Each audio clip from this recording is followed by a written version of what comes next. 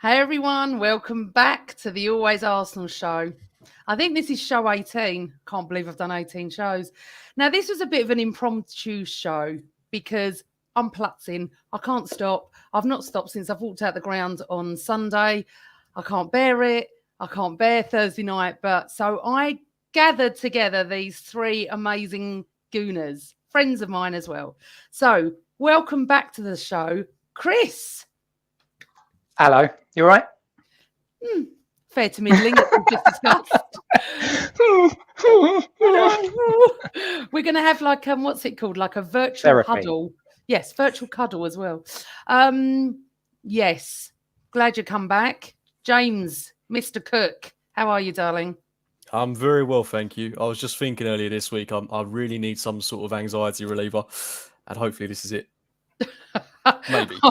I'll be your anxiety reliever. Anyway, moving on. My Danny. Hello, darling. How are you? I'm very, very good. I'm high on Monster No Sugar and day old Chinese. What a way to live a life in preparation for Thursday. Right. So this I wasn't going to do a show until next Monday night post Newcastle, but I thought I can't sit here for days on end just tweeting and speaking to my dad, who is even beyond speaking to. I think my mum wants to chuck him out at the moment because he's so stressed. I think he's just walking up and down the high street with his Arsenal tracksuit on, just like, you know, talking to anyone that will talk to him about Thursday night. But firstly, welcome to everybody in the chat room. It's lovely to see you again. Thank you for joining us. If you could please press like and subscribe, I may still be here next week. Right, boys. I don't know what. I don't even know where to start. Let's talk about Sunday a little bit. Leeds. Chris, were you there? James, were you there? Jamie. Yeah, I know Jamie. I don't know. Yeah, Dan, I know you weren't, darling, but we were all there. So, what do you all think? James, I'll start with you. What did you think about? I just want to talk about the second half on Sunday, to be honest. Yeah, I mean, I'm never going to complain about 3 points. And I think, given the circumstances, by what I mean, you know, we've got a bit of a patch-up squad at the minute. We're missing Tierney, we're missing Partey. You know, we've got Eddie Nketiah, Rob Holding and Mohamed Elneny as the spine of the team. And we've won 4 on the bounce with, you know, some of those players starting all those games. So when you look at it that way, I don't think you can ever complain about 3 points when these are all players that were kind of on the periphery. So, you know, I'm not too fussed about the result. I think I left the ground feeling, dare I say, a little bit underwhelmed. It sounds really greedy to be saying that because I would have liked a few more goals. I was a bit disappointed we didn't keep the clean sheet. I'm not too fussed about that. You know, like I say, we've got a patched up defence, but I think it would have been a confidence booster. And even though I'm not too worried about goal difference, I think this was a real opportunity to, you know, get a few more on the board. And just, you know, it would have been great to go into Thursday night on the back of a 4 or 5-0 win. Obviously, this is the Premier League and Leeds are a team fighting for their lives. But given how comfortable we were in the first half and at the start of the second half, just to concede a silly goal out of absolutely nothing and then for it to be quite nervy for the last 20 minutes, it didn't have to be that way. But, you know, like I say, it's the Premier League. You know, Leeds are fighting for their lives. And at the end of the day, we got the job done. So, yeah, no complaints. Absolutely. We did, didn't we, Chris? We got the job done. But what is it with us playing these teams where we've had so many chances we're not converting? We're cruising. You never cruise at 2-0, to be fair, but we are cruising. They get a goal back and it's like panic stations. Is it panic stations amongst us or is it panic stations amongst the players? Because I feel like the players probably don't feel the same stress that we do, probably because they haven't gone through the same pains that we've gone through. Many of us are decades old Arsenal fans, whereas they've been Arsenal players for a few years or some of them even months. So part of me just wonders if on the pitch, they're probably quite all right. You know, they were in control. When you look back on the stats, it felt like you look at the stats, it looks a lot more of a controlled game than it actually felt.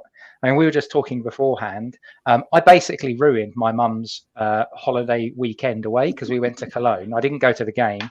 I gave my ticket up. I ruined her holiday away because my time was spent in Cologne in a lovely German bar, sitting outside on my phone like this, just kind of staring at it, whilst my two parents and my wife sat around me, kind of feeling a bit awkward amongst themselves. And every time they tried to talk to me, I was like, can you just give me 10 minutes? Can you just give me 10 minutes to go? I'll be the happiest person in the world, unless, of course, we F this up in the next 10 minutes, in which case I'm going to be grumpy. I'm going to want to go home and sit on the bed and drink more beer on my own. But for now, it's fine. So we got the job done. We got over the line. And at the end of the day, that's all that really matters. And at least if we're going to try and look at positives and go into this group therapy session together, we can say it's more on them than it is on us. Yeah, we will get to them. We will get to them. But I want to talk about something else as well that happened at the ground. We've all been, well, if you're on social media, you knew about the Angel song. Everyone knew. If you're not on social media, which hundreds and hundreds and that ground are not, okay? Well, I knew what was going to happen. We all saw it being tweeted. We knew they were going to play it. Yeah, Arsenal went about it all wrong. And I tweeted them straight away at the end of the game and said this. First of all, if you're not on social media, all of a sudden this song's being played, can only half hear it when they're huddling the players. Half of us, well, not half, I don't know how many sung it. I sung it, absolutely loved it. People were looking around me going, what's this? Arsenal did not even put the words up on the screen just to the chorus, which is what they should have done, and announced it. You announce it. We're trialing this, we're playing this song. Join in, everybody. I could see pockets of people singing, not many around me. They didn't even know what was going on. So when I came out the grounds, I said, it'd be a good idea, Arsenal. Put it on the bloody screens. Tell us what's going on. You'll have the whole ground singing it. Now, I absolutely loved the song. Absolutely. When I first heard about this going to be our anthem, it's my sort of music. But Danny, are you keen on the song now? It's mawkish toss. I love Coldplay. I've got every Coldplay album. I've got every Genesis album. I've got every Phil Collins album. If Andrew Magnan is watching, I love that kind of music. It's a great song. He's an Arsenal man. He's a gooner. He goes to the games. So did Roger Daltrey when he wrote Highbury High. And we all know what a pile of rubbish that was. I'm trying to be polite. This has no place in Arsenal. No place in football. If you want to change the first line to Arsenal forever rather than North London forever, then maybe that would be a little bit better. But this is something for maybe the younger generation are going to like it. But this isn't something that I would ever sing at the football. Come on, Chris. Oh, younger generation. I'm older than you. I bloody love it. You don't look older than me, do you? You could still pass as early 40s, dear. Oh, the check's in the post, young man. I'm 40s. I love you. All right, let's talk to the younger generation then. Mr. Cook, did you like it or not? Yeah, I mean, I was behind it. I mean, I think I completely agree with what you're saying, because you have got, sections of supporters, like a lot of supporters of a certain demographic that, don't even know what Twitter is, that would probably have liked to have got involved in something like that, but just didn't know how. And I think having the lyrics on the screen would have just, maybe not even necessarily announcing it before the game, but just having the lyrics up just so people could get on board with it. I think it was a really nice gesture towards the guy that sung it. I don't want to butcher his name. I don't know if it's Lewis or Louis, but Louis Dunford. Louis. I mean, he must be absolutely buzzing. Like, to put myself in his shoes, if you've seen that video of him, tear in his eyes, it's being sung back to him. For the club to do that to a supporter, I think, take away the song for a second, I think it really shows that engagement with supporters. And I think even though it's a small thing that not everyone's going to get on board with, it's music, it's subjective. That's the nature of it. Not everyone likes every single genre. I think it's just that little thing, whether it's here for the long term or the short term, it's just one other step the club have taken to get the fans on side. And I'm all for it. I was really surprised at how many people around me were singing it.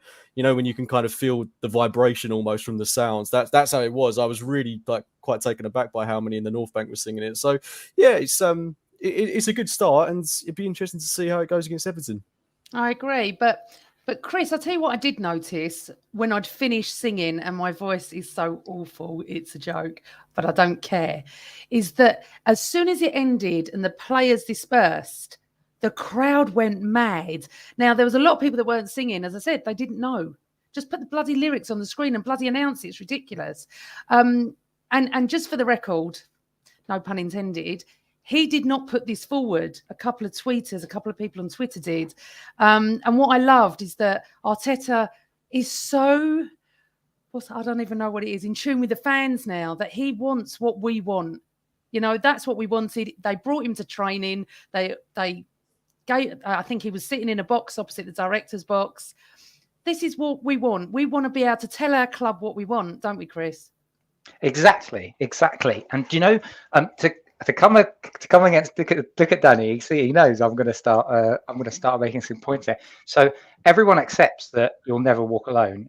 As much as I don't like that football club, is their anthem, but that developed in similar fashion, but in the 60s. It was because of Jerry and the Pacemakers, and it was because I think I'm just reading some stuff on it. Essentially, Bill Shankly was presented with this as a song for him to listen to, and Liverpool just started playing it before the games because it was on in the charts at the time. Local band, they adopted it for themselves, became their anthem. It's been their anthem ever since. If you actually listen to the words, like of "You'll Never Walk Alone," the first sort of two verses just go on for about a minute or so, minute and a half or so. Nobody cares about that. It's about that main bit. So I've heard people talk about, all of the other verses and stuff. No, just focus in on the simple couple of sentences that it is. Give it time, because people will get behind it. And these sort of things always take time to get behind. I think this will be one of those things that, providing the club embraces it and keeps trying it, people will start getting on board. You know, all of the good away chants, and I think Arsenal fans are great at coming up with creative chants for our players, the team, you know, the Super Mick Arteta stuff, all of that. It all starts normally at the away grounds and then slowly filters in to the home matches. But normally it takes a match or two. I was at the West Brom game against Arsenal earlier in the season where the Saka and Emil Smith Rowe started being sung. Yeah. And it was sung literally on repeat as we were winning that game. And it took, I'm sure it took a game or two games at home before the whole stadium picked it up. So it just needs time.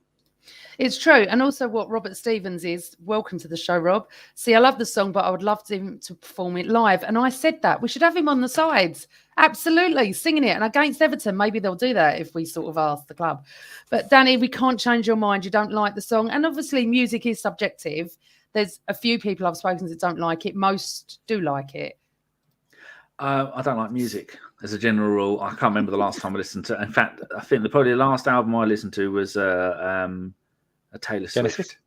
A bit of Taylor Swift and 80s pop music. I mean, that's my regular playlist. Just tell it to play 80s pop music. But I don't like music as a general thing. But I'm not signing a petition for it. I'm not going to write to the club and complain, and I'm not going to say it should be stopped. I just don't like it. You carry on to do what you want. It's not aimed at me. But the club, I think you got a good point there, Amanda. The club have jumped on the bandwagon and gone, oh, this is on trend. Quick, get it out there without thinking it through and letting people know. Because out of all the 60,000 people at the Emirates, maybe 10, 15,000 of them are on Twitter and they would know about it. So good luck to the bloke and good luck to the song.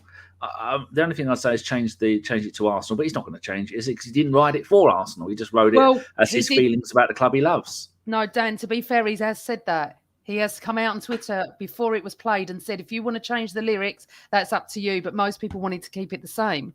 It would have been lovely. But, You'll Never Walk Alone doesn't mention Liverpool. Bubbles don't mention West Ham. You've got... what's the other one? Blue Moon. Don't mention City. Well, Subs wrote one for Chelsea, didn't he? The blue something Chelsea blue. Who is the colour? No, it's going to be a blue day. I think it might have been or something like that. I don't know. I hate Chelsea, but I like my love madness. So I just think there's a massive. It was interesting when we came out. Where I come over the bridge at Drayton Park, always the away fans are with us, and Leeds was singing. Forgot how quiet it is at the library. Well, I'm sorry. I'm going to dispute this. First of all, it's not the library because we're not a highbury. Second of all, I think the Emirates is really, really bouncing lately. I've actually watched the Liverpool game this week. There was no atmosphere. It's a bit of a myth anyway, because I've been to Liverpool many times. There's no atmosphere. The only games I will say they have a lot of atmosphere is their Champions League matches. They raise the roof. But normal games, there's hardly any atmosphere. We are, honestly, Dan, the opposite at the moment. I think we are constantly singing. And I wanted to go up to that Leeds fan and go, if you think this is quiet, we've had many quiet games where Arsenal, there's not much. But going back to what you're saying, Chris, as well, the chants, the Elneny one is brilliant. Whoever comes up with this, it's just got such a quick-witted, funny brain, don't you think? Yeah. It's like I say, I think we've got some of those creative fans in the Premier League with some of the songs that come out. It tends to be our fans, and then you often hear sort of knockoff versions of. I'm sure I've heard one or two of the Saka and Emil Smith Rowe, but sung by other fans, like for their own players. And it does make me chuckle. But yeah, I can't fault the atmosphere this season. And so many seasons we've all had times where we've just said, that players, the fans need to get behind the players more. Yeah. They're behind. The fans are behind the players, and the players know that. And I would like to think that we as match-going fans have just played that little bit of getting the team to where they are today. Well, as much as I love Dan, the chant is a great idea, says Adam Park. Danny is old and outdated. I will do anything to improve the atmosphere of this club, and so will any true Arsenal fan. Yeah, but I quite like the older songs that they were doing. What, good old Arsenal? We just... If you say Wonder of You, I'm out of it. No, there was another one that people are saying they hated, and I thought, I quite like that. But I think some can be really good, like the Champions League one. Yeah, immediately evokes some kind of enthusiasm, and you go, oh, but the greatest football song ever is "It's Coming Home." That's the best one. I mean, if we can get something along the lines of Sat fans, I don't care what they sing, but if they all get together and they're all singing it and enjoying it, but it's not aimed at me, is it? It's aimed at the younger generation, the new generation of young Arsenal fans, the late teens, early 20s, the ones that are going, the ones that are going to be going for the next 30 or 40 years. It's all aimed at them. It's not really aimed at me. Well, plus I don't go anymore. I bloody love it. So I want Arsenal just to put it on the screens and announce they're doing it. I mean, honestly, if you weren't on social media, you'd have been looking around going, what's this? What are people singing? And you would ask people. But anyway, right, let's move on. We've got to move on, haven't we? So we beat Leeds. We get the job done. We've got the job done in the last couple of matches. I was at West Ham. We got the job done. At this stage of the season, young children, young viewers, it's all about getting the 3 points. It don't matter how you play. It's all about getting the bloody 3 points. So we move swiftly on to 48 hours from now.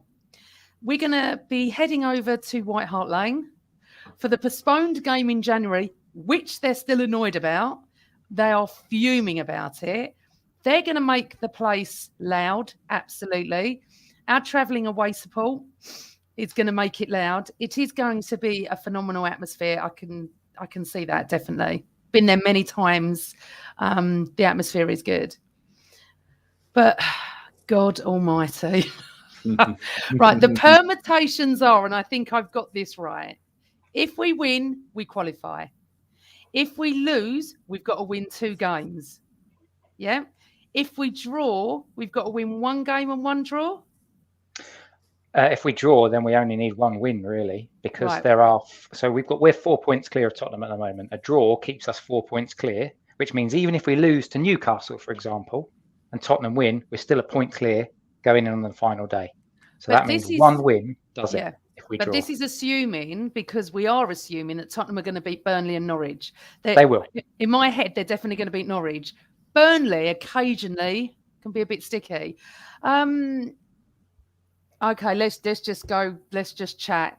Is anyone actually in this panel feeling confident? Right. So you two have gone like that, the boys. Dan?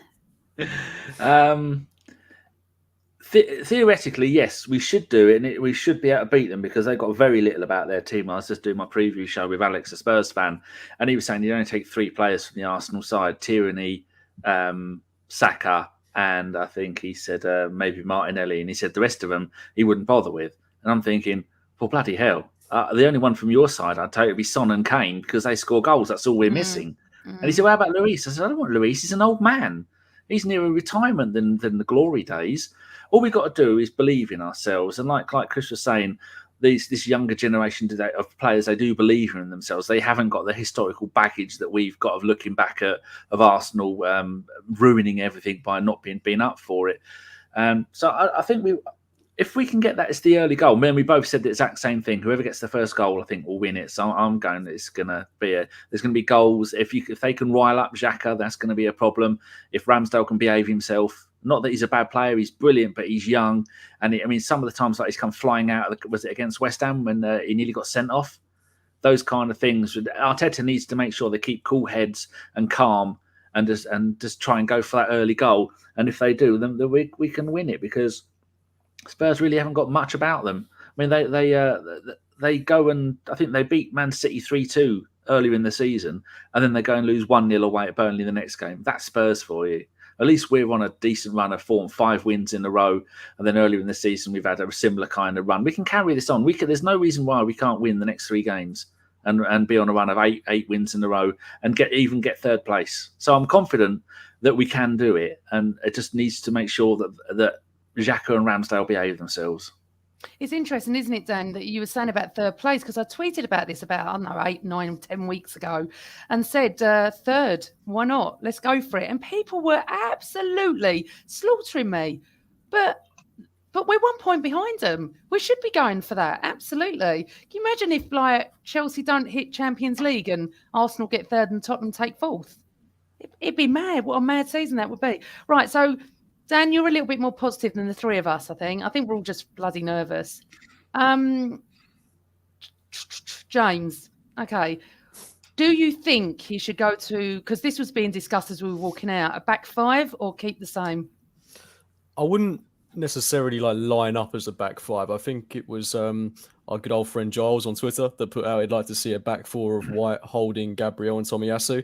And I think for me, that's definitely the formula we should go with in this game. Similarly to how we lined up against Chelsea, but instead of Tavares at left back, you've got Tomiyasu, which is a million upgrade. It's huge. And I think the way Tomiyasu played against Leeds, to be totally honest with you, it's such a credit to him that I didn't even notice at all a difference in his performance. No. I just thought he was so comfortable there. Really good on both his feet. He put some really good balls in with his left foot as well. So for me, no brainer that he starts at left back. On the right-hand side, I definitely do not want Cedric up against Son. He would tear him to pieces. Equally, I don't want Tavares up against Kulusevski. So it's a decision you've got to make. And I really fancy White and Tomiyasu to keep the both of them, kind of locked in their pen a little bit. I think Son against White will be more of a interesting battle than Tomiyasu against Kulusevski, but I think Holding's been really solid. Gabriel looked assured against Leeds. So I think it just screams solid to me. We'll probably concede 3 now, I've said that, but on paper, it looks really solid. And it's definitely the defence I would go with. I wouldn't be looking to sit back in this game. I think even if we do line up with that back line, it gives the opportunity for Ødegaard, Martinelli, Saka and Nketiah to kind of let go of their defensive reins a little bit when we do attack and just know that they've got that foundation and that base behind them and they can just go and do their thing. So yeah, that's how I would like to see us line up, but it's going to be a really interesting game. The midfield battle is going to be interesting. Højbjerg and Bentancur against Xhaka and Elneny be a big test for them too. But I mean, when you look at it, team versus team, I do think there's a lot of players that can cause this Tottenham team damage. There's going to be a lot of space in behind because they do play with a back 3. And I just can see Saka and Martinelli peeling off of Sessegnon and Emerson because they're 2 highly suspect players. So there could be a lot of joy there, but equally, they've got a fairly solid 3-man defence in Romero, Dyer and Davies. So they've got a lot more experience in their team than us. Don't think we can deny that, but we've got a lot more excitement, I think, going forwards. We've come up against Son and Kane so many times, no doubt in that they're class players, but I think we're capable of dealing with them. Okay.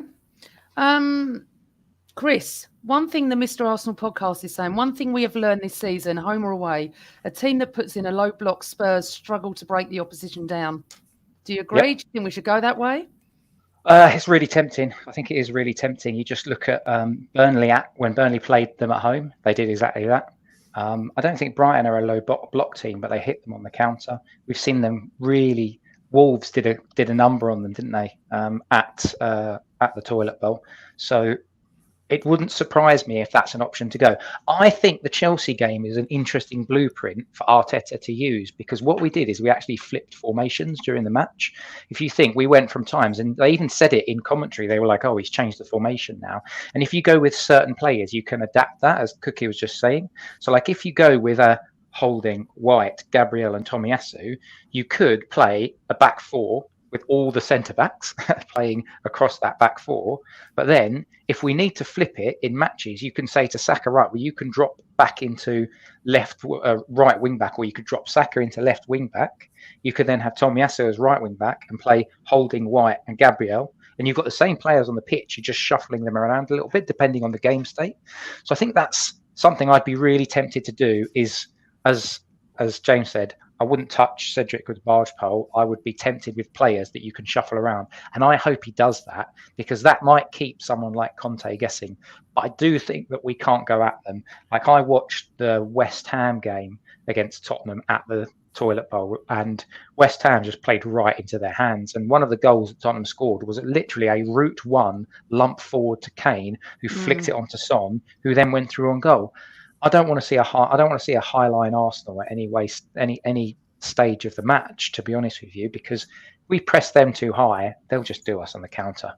This will be what we don't want. Is one of those games which we've seen before, where we have more possession, more shots, we look like the better team, and they absolutely skank us. I've had enough of that. No, let's have a compact, solid team that can change structure and formation and keep Tottenham guessing. And as Danny said, maybe they're not that great, and maybe we can do them. It's going to be interesting, because I think they're so wound up, honestly, Chris. You know that Have you spoken to them? I've spoken to no Tottenham fans whatsoever, deliberately. My cousin, my uncle, Tottenham fans. I have avoided all Tottenham but because of whatsoever. The COVID situation, they feel so hard done by this, that we did that. It's fantastic. They're in their ground. They have to win, really, don't they? They do have to win. For them to have any chance of qualifying for Champions League. They're going to put a show on live on Sky. They're going to come at us for the first 20 minutes. And Dan's right. We need to keep our heads, although I think they'll be wound up more than us. Do you remember that game at Stamford Bridge where Tottenham went about, 5 years ago, literally kicked Chelsea off the park? Do you remember that? They lost their heads, Tottenham, and they lost... I can't remember what it was. Lost chance of winning the league, or wherever it was. They were going for the league. Yeah, they were going for the league. And I think this is what's going to happen on Thursday night. I think they're going to come at us with everything. I really believe that. We have got to keep our heads. This is massive for Arteta. Massive, the way he sets that team up. It's so massive. I can't remember feeling like this in the last 5 years. And we were talking about this on Twitter. And I said to someone, what about Baku? And they said, this is more important than Baku. And I'm like, what, to actually win a European trophy? And they said, yeah, for the whole season next year, you'll be in the Champions League. I was like, yeah, I sort of get that. Guys in the chat room, if you've got any questions for any of my panel, please throw them in and I'll ask them. I'm sorry, but I'm still not feeling confident. I think there's going to be an early goal. And, Carl and I were talking about this tonight. He feels whoever scores first is going to win the game. And I think this could be a massive thing. So, Dan, where up front, what are you going to do? Are you going to leave Smith Rowe out, still go with the same three? And I want to say what James said about Tomiyasu. Unbelievable player. He looks like he's not been out. Cedric looks like he's been out for 6 months. And I don't really like slagging off players. I don't do that. I don't like it. But he's so poor, he cannot play Thursday night. I'd go exactly the same lineup as we had the last game, but just having Ben White at right back. He's done it for England. He's done it for Arsenal. He's done it for Brighton. Josh from my pod is a Brighton, follows Brighton as well. And he said he's a really good player. He's very versatile. And then that's what we need. You can have Son and you can have Bentancur and you can have all that lot and Sessegnon running up and down there. But when you're coming up to a 6 foot plus centre back, which is what all of those four players are, and then you're going to get no joy. And if they're not going to be, we're not going to get caught out like when Suarez runs up the pitch or when Tierney does it. Those four, none of those are going to be going beyond the halfway line. They don't need to make the runs. Tomiyasu has done it from the beginning of the season when he was playing at right back, but we need to go there and all four of them just go, right, we're playing a back two, but with four of them. Are they going to be all scrunched up together? And we've seen the way they do it. One will move up a little bit. Maybe Tomiyasu will make a bit of go down the left, and then the other three will make a back three. So I expect to see them making a back four more often. And then the only way the players are going to get past us is to cut in and cross it. And then when you've got all these blokes all 6 foot plus, they're going to be heading everything out of the way. I mean, hope Bob Holding's hair stands up to it, but it's going to be a busy night for them. But they have only got 2 threats. And that's Kane falling over his ankles and getting himself a penalty, or Son curling one in from the middle of nowhere when Ramsdale has come running out to try and do something silly, which is, I think he's the reincarnation of Bruce Grobbler at times. He's a little bit crazy in goal. It's good to see, but I am really worried. Some of the stuff that he hasn't had a clean sheet in ages, not always his fault. But as for playing up front, keep the rest of it. The Egyptian Perlo has been fantastic. It's just amazing how a player can not play since the AFCON when he finished that in, I think that finished sometime in January, and he hasn't played a game for ages, and he comes in and then he is playing probably the best football he's ever played at Arsenal.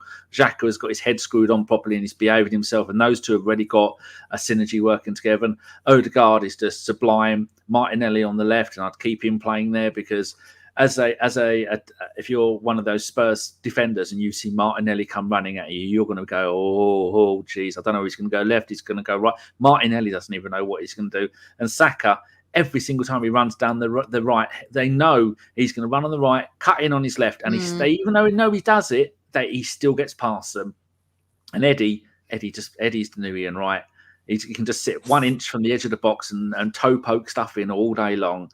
And what a time for Eddie to come into form. So the only thing I change is Suarez, and I'm so confident that we have got everything. And Arteta is going to go out there and say, believe in yourselves because you are beautiful gentlemen. You sort of like laughed a little bit there, James, when he mentioned Eddie being like Ian Wright. I sort of was a bit, As in style of play, not the number of goals. No, okay. What do you think, James, on that? What you said about that, Eddie? Would you start Eddie? Yeah, of course I would. Yeah, I think everyone would. Yeah. I mean, what's the alternative? Like Lacazette? No, thank you. No chance. I just want to talk about Elneny quickly because I think I've made. If you go back through my Twitter, I've made so many tweets towards Elneny that are probably not the most polite. Maybe, I've never been a huge fan of his. I'll be the first to openly admit that. I think he's a very limited, a very average player, if I'm being completely transparent. But what he's doing right now in this run of games that he's had in the team is something that I've not seen him do at Arsenal before.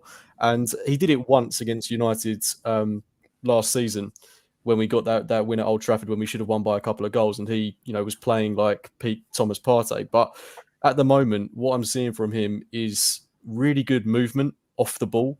He is providing an option for any player in this team at the moment to receive the ball and keep it moving very, very quickly.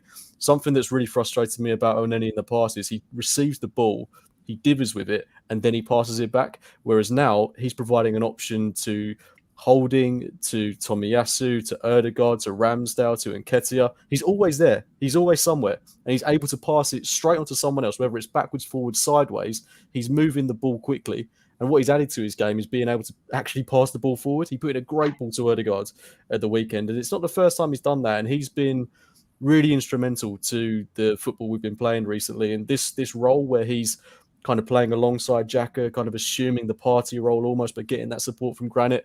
I'm really impressed by him. And I think he's added another dimension to his game. It's just that amplifying the simple things. That's what I feel he's done. He's still doing that simple game, but he's doing it at 10 times the speed. And it's just improving the team tenfold. And it makes you wonder why we didn't assume putting him in the team sooner. Because when you look at the way Sambi played in the team, I don't want to jump the gun and say that Sambi's, not got a future at Arsenal, it's not worked out, because I do think he's been a bit hard done by. I think the role Elneny is playing is slightly different to the one that Sambi was playing, because he just kind of took over Partey's role, and it was like, right, it's all on you, kids, to go out there and do your thing. Whereas Elneny's getting that little bit more support from the players around him, and obviously he's a lot more experienced. But it'll be interesting to see, if we do see Sambi towards maybe the end of this season, if we do, get top 4 and we're able to give him an opportunity before the summer.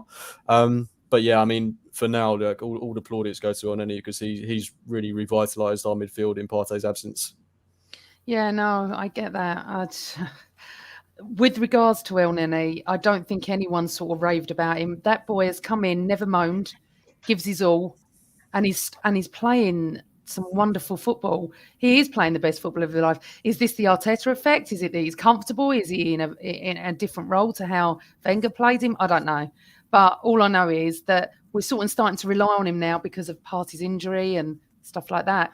But also, did anyone see his interview? And it was on social media saying, you need to be with me. You need to support me when I do a bad pass or I have a crap game or, because it helps me.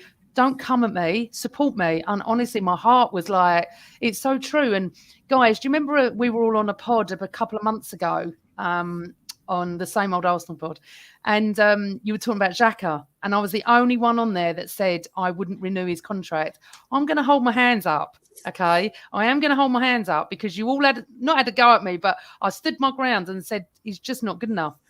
What we've seen, the change in him, and I do think, Dan, I'm going to touch some wood, is that he will keep his head now. He has started to. He lost it slightly on Sunday afternoon, but that wasn't actually his fault, if I'm honest. He was being kicked and pushed. So he's done well. And I would hold my hands out and I would give him an extra contract, extension on the contract. I think what he's showing now is complete maturity.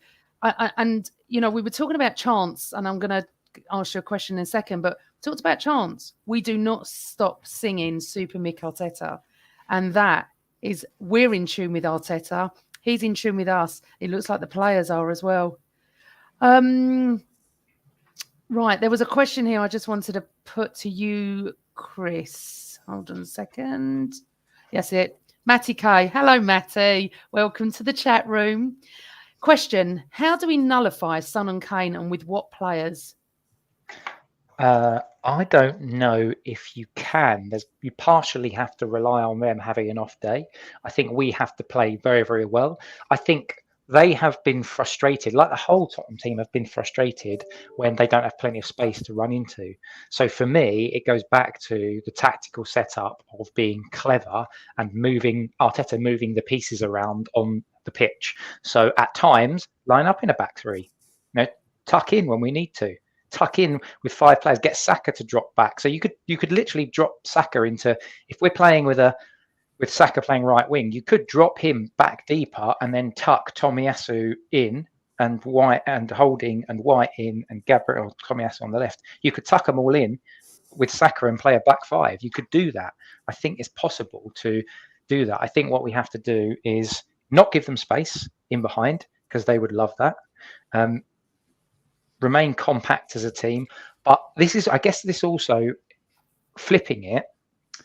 I wonder if this is, I keep going backwards and forwards in my head, if this is a game for Martinelli or not, because can you imagine we're tucking in and sitting deep and a scenario coming down where the ball turns over, transitioning play, and you're looking for someone to go. Like, who's going to do that? Maybe Nketiah will.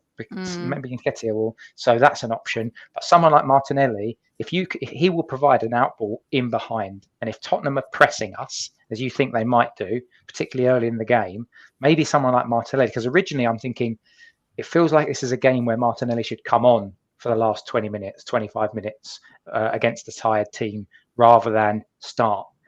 But the more I think about it, maybe for that first 20, 25 minutes, someone like Martinelli could be really, really good. So maybe the answer to stopping Kane and Son is to have somebody to stay compact, but then cause Tottenham's defence food for thought by having rapid people on the counter. Yeah. I just want to win. Yeah. I just want to win. It's getting worse because we're all sitting here. I don't normally do preview games. It's really interesting because you're sort of guessing at what's going to happen, what might happen, who we should play, what Arteta's going to do, who he's going to, put out there. But Matty K, thank you so much for your question. Muspus, welcome to the chat room. Martinelli will rip them. Yeah. See, and I think he should start.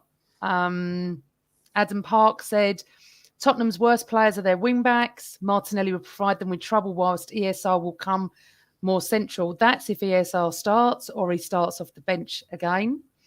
The Latte Firm, welcome. Tomiyasu offers Martinelli the protection he needs to be aggressive offensively. I'd keep that the same on Thursday. Hello, FK. Boys, how are you feeling? Is it helping this cathartic chat? Big time. I feel good. Do you? Yeah, I do. I've enjoyed it. I mean, I was feeling, you know, I've woken up every day, you know, even before the Leeds game, thinking about this, just getting this all out on the table. Hopefully, I'll get a good night's sleep tonight. I haven't slept well for days. We've got another question here, and I think we've sort of covered this. AFC Max, would you go with 5 or 4 at the back? I would go 5 and hit them on the counter since they need to win. Dan? What? Or Chris? Go on, whoever. Go on, Chris. You've probably got something better to say. No, it was just I was just going to repeat what I've kind of already said, which is I think that it's the players. It's not so much the formations, because I think what we need to do is change depending on the actual game state. So we can flip to a back 3 with wing backs if he's playing versatile players like White, White, Saka, Tomiyasu playing on the left. So we can actually flip between a back 3 or back 5 and a back 4. Sorry, Danny. Very rude of me to interrupt you. You wonderful big human being. No, that's okay. I just think the thing that gives me positivity about it is anything they do is going to leave holes. And when you've got Martinelli and Saka, if they're pushing forward, they're going to be going, well, none of our defence are going to be able to stop either of those two. And even though you know what they're going to do. And then you've got Ødegaard, who is one of the most creative and visionary strike players in the Premier League at the moment. And he's got eyes in the back of his head. He knows what's going on, whether he's up front doing stuff alongside Nketiah, whether he's dropping down in midfield to get the ball, whether he's running out clearing the ball or blocking it or he does absolutely everything. I can't remember the last time I saw a more complete player playing for us that does so much of everything. Maybe Ramsey was really good like that. His goals, assists, organising everything and getting involved in everything. But they've got to be so careful that if they decide to go all out attack, there'll be massive holes, and they haven't got the players to stop Saka and Martinelli and Ødegaard. And so it's just might be a matter of just let them play the game for the first 20 minutes, half an hour, and then let them attack. And we've got all of our lot defending and doing great, because remember we're playing 2 kind of defensive midfielders. Elneny is a defensive midfielder and Xhaka's a kind of holding midfielder. You've got to get past those 2. Then you've got to get past 4 central defenders, and you've got to get past one of the best goalkeepers in the Premier League. It's not going to be easy for them. Just let them do that. Like a little a child having a tantrum. Just let them do what they want to do. When they've worn themselves out, then we go, right, on the count of 3, everybody. 1, 2, 3. Bang, bang, bang. 3 goals. Lovely. You make it sound so easy, Dan. Well, you really do. Spurs are just terrible. They're a rubbish club, and they are in so much trouble. Like I was saying in my previous show, I said they have absolutely shit the bed when it comes to Kane. They should have sold him last year for 110 million. This summer, they're not selling him because Man City don't want him.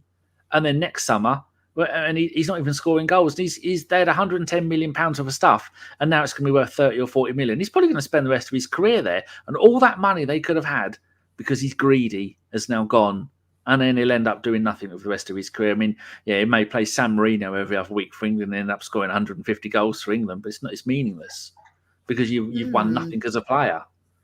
Yeah, no, I get that, but when you say 150 million, who are they going to buy that would have?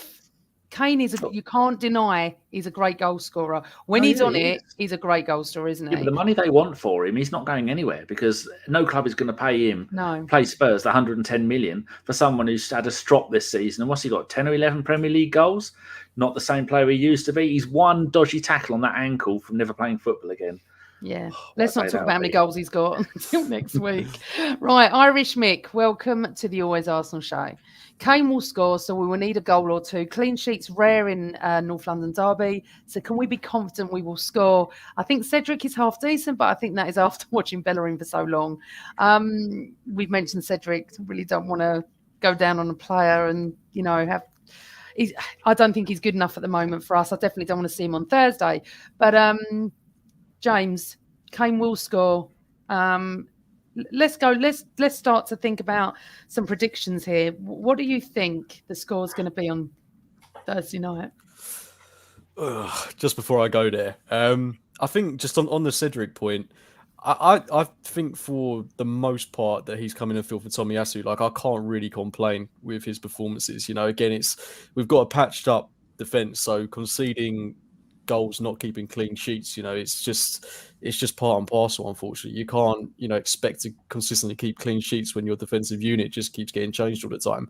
And I think when he did originally come in for Tomiyasu, and I'm looking back to those games against Wolves, good few months ago, he kept some good clean sheets, was playing pretty well.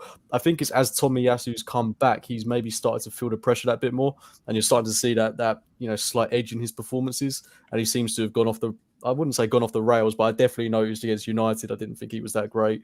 I didn't think at the weekend he was particularly impressive. And Cedric and Tavares are two players I don't want risked in this game.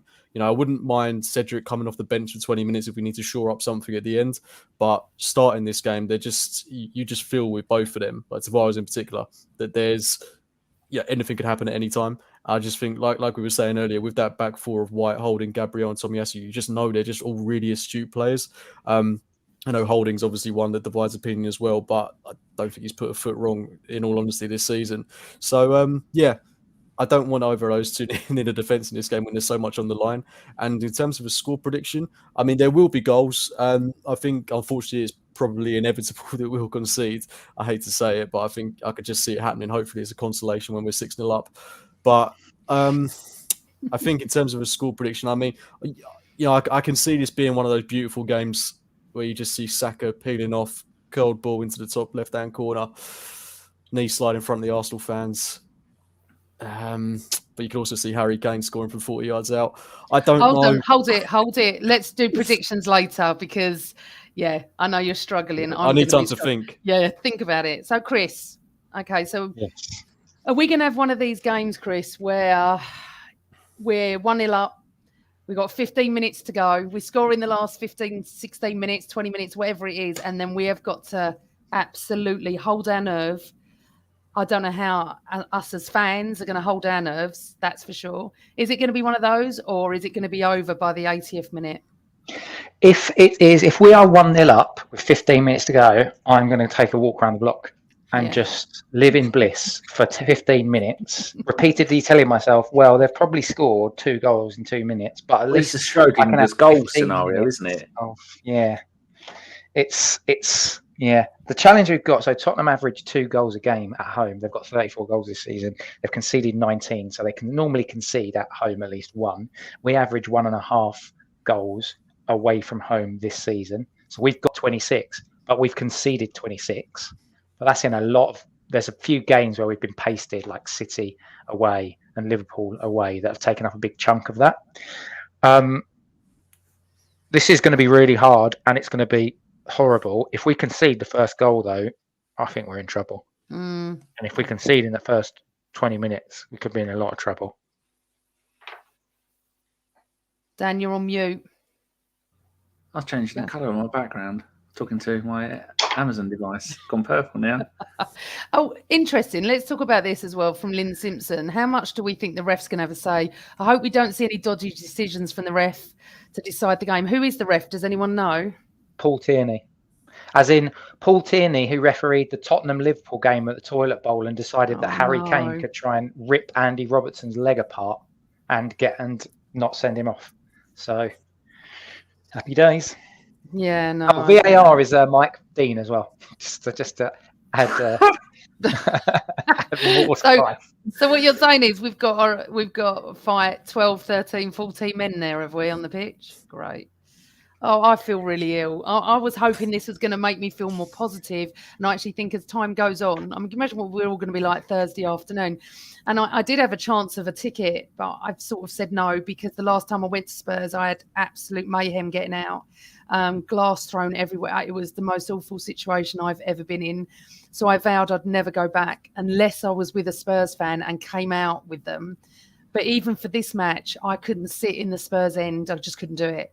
I did it. I've done it many times, but I just not for this match. It is so important, this match. Dan, do you remember the last match you felt like this? That, you know, you're thinking about it. As Chris says, normally we'll start to think about an Arsenal match maybe Thursday, Friday. We're all thinking about this the minute we left the Leeds game. I think the last time I was this concerned about it was the last game of a couple of seasons ago against Crystal Palace, when we had to win that, and then we'd have got fourth place. And then Emery decided, oh no, we're not going to bother with doing the easy way. We're going to go and try and win it via the cup. When if we'd have concentrated on the league, we could have got fourth place and be back in the Champions League. But it was never going to work with him. I'm not overly nervous because I can see we've got everything. And Spurs are so good one game, terrible in the next game. They had their good game against Liverpool. They're due a bad game, and that's going to be against us.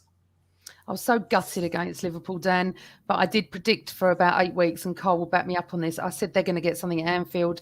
They normally play well up there. They normally play well against, you know, the bigger sides. Look what they do to City. It's become like their bogey side. But I don't know. How's everyone feeling? How's everyone in the chat room? Is anyone really confident in the chat room? Cookie was confident. Come on. Let's absorb some of that positivity. I think Danny was more confident than me, mate.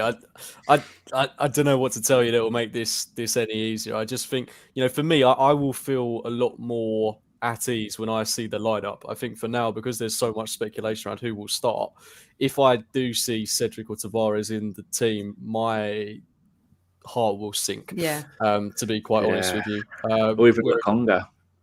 Yeah, it won't be that. I think we all know what the team's going to be aside from the defence.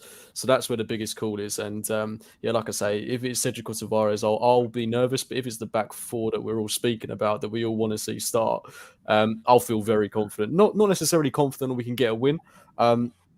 We can't lose this game. Like that's the most important thing. We cannot lose this game. So if we come away with a point, I'll be fine with that.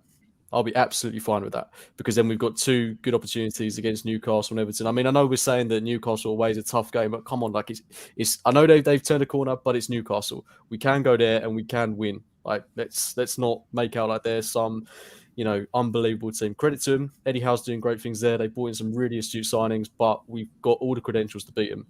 We've got all the players to do it. And then Everton at home, fingers crossed they're safe. They've got no pressure on that game. So, you know, even if worst case scenario, we do end up losing this game, we've still got opportunities there. But I think in terms of momentum, if they win and they win well, the momentum will shift. That'll have a mental impact coming into that game on Monday, which will come around extremely quickly.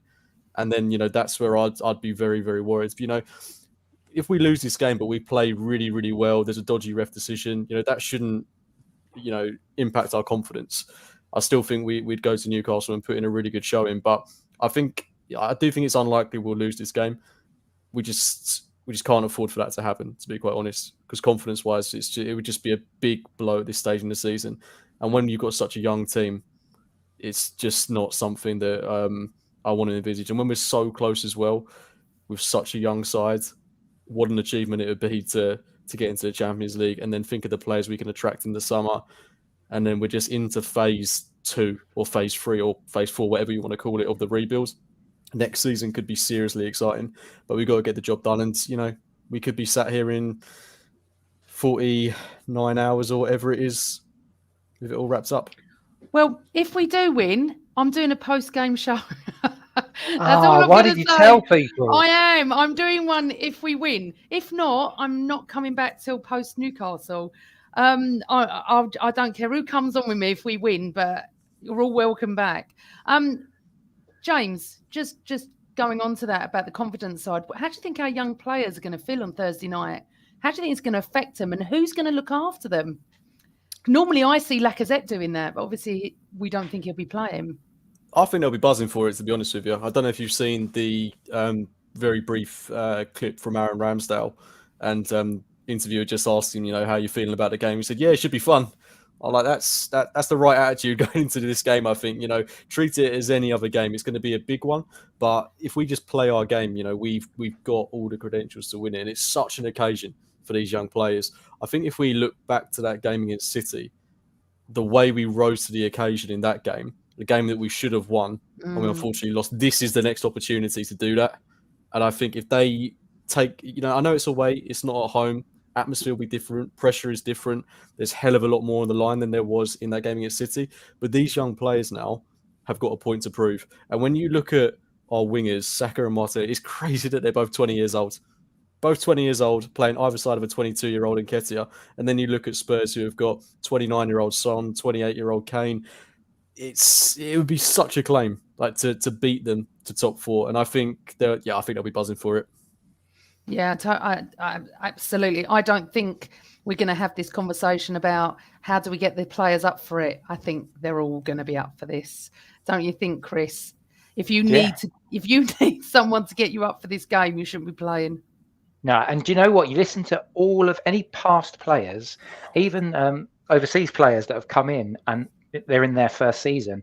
When you watch any of the videos of players like the Thierry Henrys and stuff like that, as soon as you walk through, as soon as it's the week leading up to a North London derby, whether it's at home or away, and you walk in through the doors at London Colney, everyone's talking about it. You've heard all of these ex-players, Merson, Wrighty, Henry, Vieira, Arteta, they all talk about the buzz. Like everyone that works at the club is associated, is talking about it.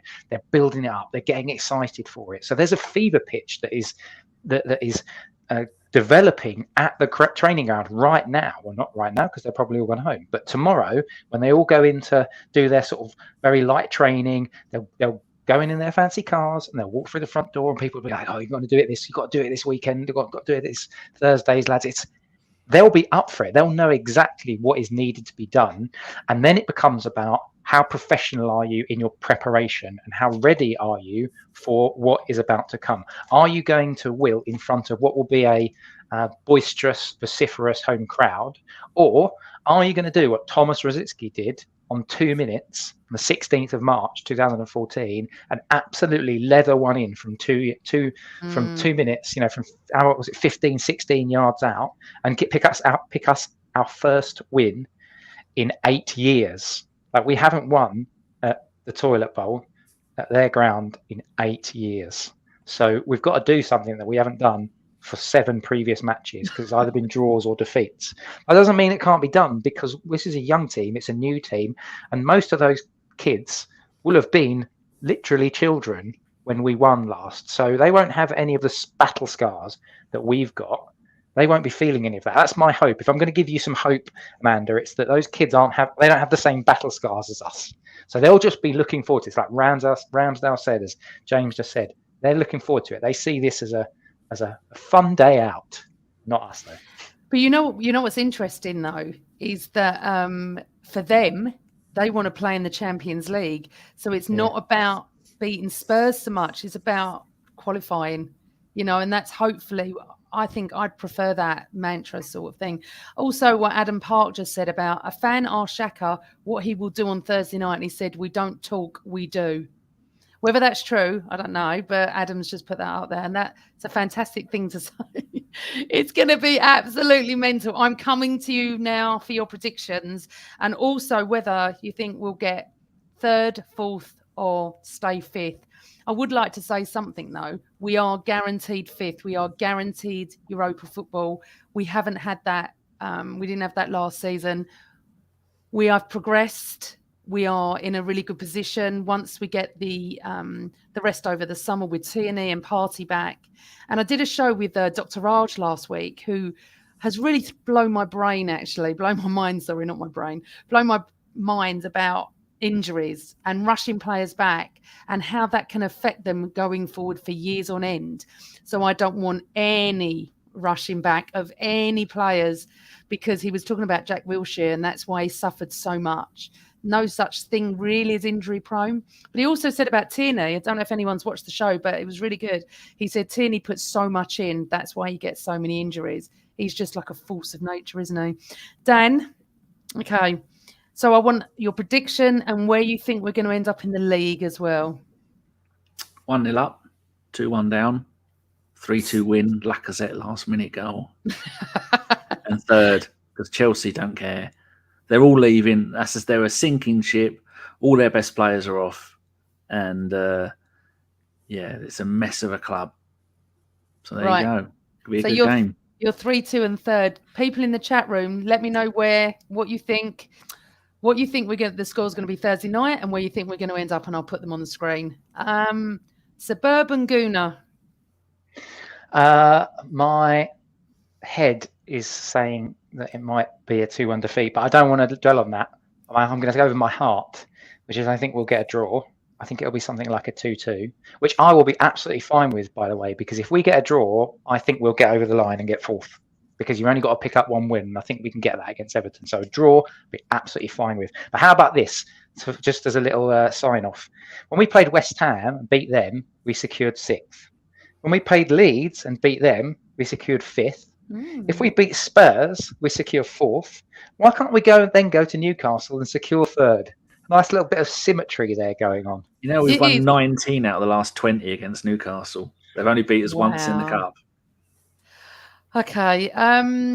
Just before, and that's another thing, actually. It could be St. Tottenham's Day, couldn't it, on Thursday night as well?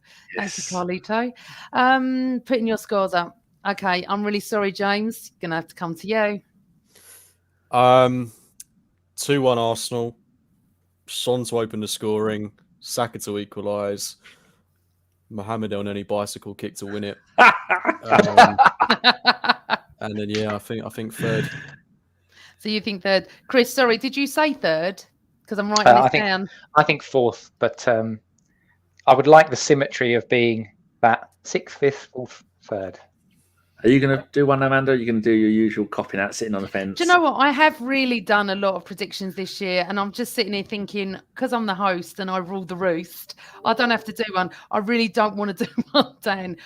But I will say that I do think we've got a really good chance of third, and I've said this for a long time. And you know, the funny thing is, we are going to be absolutely devastated, aren't we, if we lose on Thursday? But it's not all over. That's the other thing. We'll walk out of White Hart Lane absolutely devastated. We'll be watching. We'll be social media. We'll all be distraught. We'll all be miserable. But we go to Newcastle and win. It's all on again. And this is how our season has been, hasn't it? This is how our season has been. Okay, that's brilliant. And everyone in the chat room, you know, I can see a lot of possibility. Rupert Clark said 2-1 to the Arsenal. Late goal wins it as Spurs have to come forward. True. And 4th place, he feels. It's going to be one hell of a game. We're all going to be watching it. We're all going to be plutzing for the next 45 hours. Hopefully in 2 days' time, we're 4th. We qualify. Guys, thank you for coming on the show. Dan, when's your next podcast so everyone can come and watch you? We just released the preview show, did that just before this show started. So that's out on YouTube. And then tomorrow we've got the usual podcast. And so far it's just me and John because Chris the Pirate can't be bothered to reply. And so I'm going to make him walk the plank. And then Thursday we're doing a post-game show whether we win or not, which is going to be, God, imagine if we lose. But we're not going to lose. We're going to be all right. Dan, you're going to do a post-game show if we've lost? Oh, yeah. As long as no one points out, we started the season with 3 losses. We're not going to finish the season with 3 losses. As long as no one points that out, we'll be fine. Oh, my God. I can't believe you just said that. Everyone, that's Bergkamp Wonderland. If you don't know who Danny is, and I'm sure you all do, go and follow them and watch all the videos, all the pods, because they're really good. Dan, I might come and join your post-game show on Thursday night. If we win, we can all just cuddle together. Right, James, where can everyone find you on Twitter and social media? Just find me on Twitter at JECook96. I'll probably be MIA on Thursday, to be quite honest with you. But yeah, give me a follow. Loads of terrible opinions. No, you're really cool. Go and follow James. He's brilliant. Right, Suburban Gooner, what have we got from you with your blogs and everything?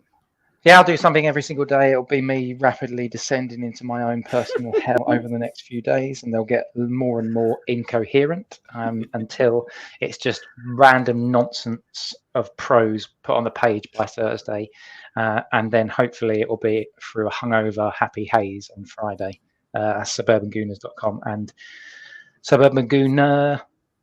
I think it's just Suburban Goon. I don't even know my own Twitter handle. Suburban Goon on Twitter, in which you'll get even worse opinions than James. Go and follow them all. They're brilliant. And this is how I feel as well. Andy Love. I expect the worst. Just hope to be pleasantly surprised. Remember, this is Arsenal. This is Arsenal. I can't even predict what's going to happen, because even if we do lose, we'll probably qualify in the last game or something like that. So, of course, we're in the much better position of Spurs. They've got to come out of us.